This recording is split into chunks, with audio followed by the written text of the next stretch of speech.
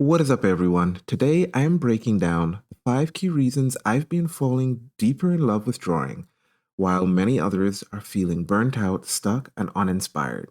If you've been binge watching tutorials and still not seeing progress and feel defeated, this video is for you. Let's flip your frustration into fuel and reignite your passion for drawing. I invite you to buckle up because I'm about to give you 5 pieces of advice that goes against what you may have heard you should be doing as an artist. Number one, I stop and smell the roses. Now, you may have had this happen to you before, but once I learned how to draw something, let's say the box mannequin, instead of enjoying what I just learned, there is a temptation to rush off to the next difficult task. But in doing this, I just rush past the accomplishment without ever taking time to reflect and enjoy it. Imagine you were on a hike and had several scenic stops along the way. But at each stop, you quickly snapped a photo and then rushed off down the trail because you wanted to try and finish the hike in the fastest possible time.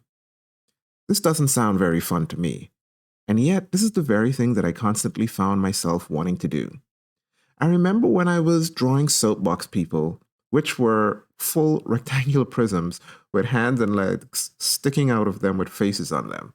And I would dream about the time when I could finally draw scenes with a full box mannequin person. Now I can. I'm not just going to rush past this achievement. I'm going to enjoy it, celebrate it, take in the view if you wish. Number two, I stopped taking perfectly good art advice.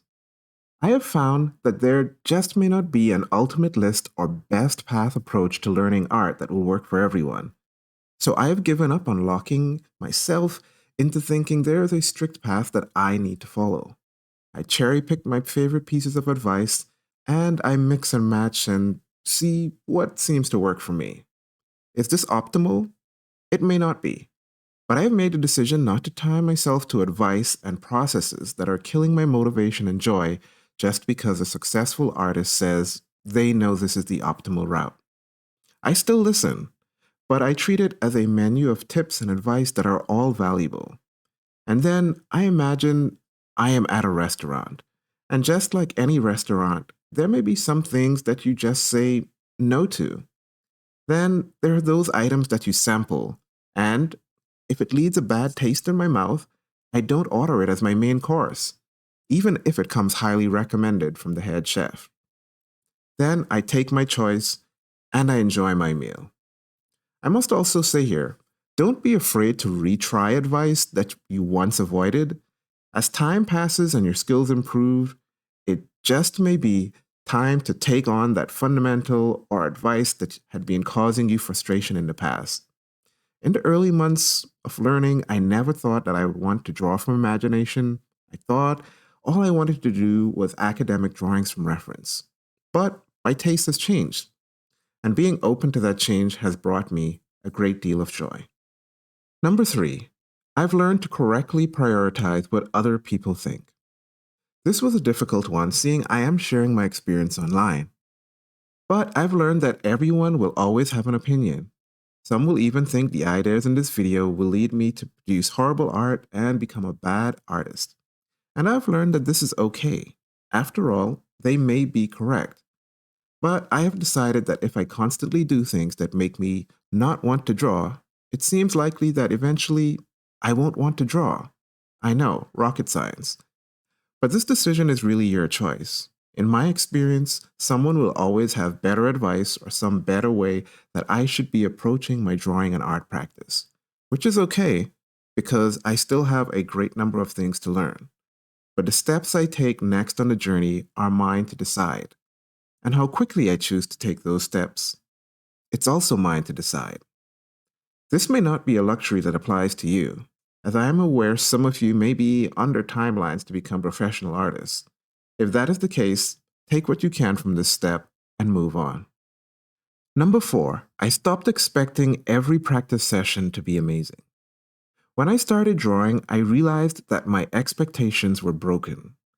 I expected my drawing practice to be like a soap opera relationship, where every day is exciting and new and full of, amazingness.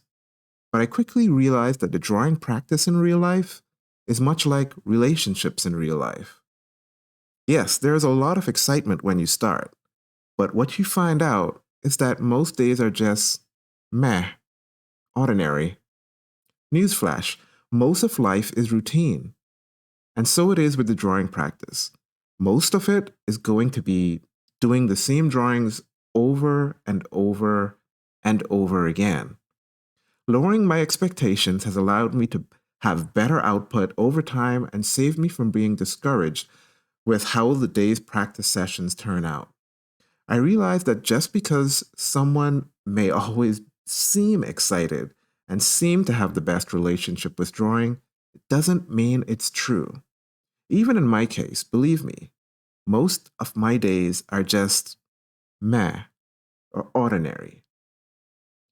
What is important is that you show up. Number 5, I stopped using negative or high pressure motivators.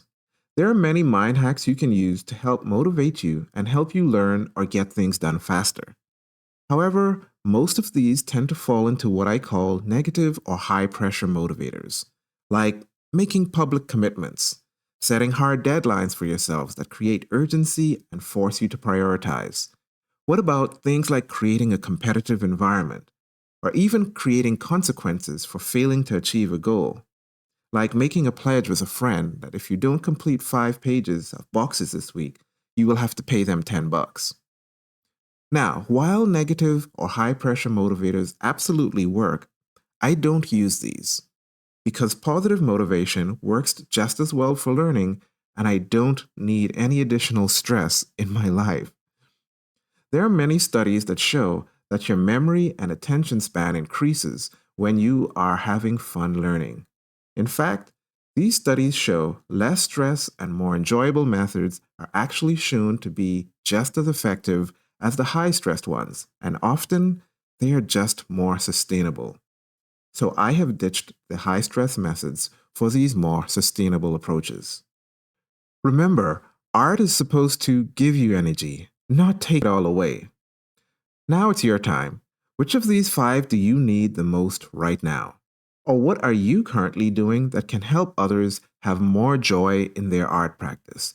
Drop it in the comments and let's encourage others to start loving the drawing process again.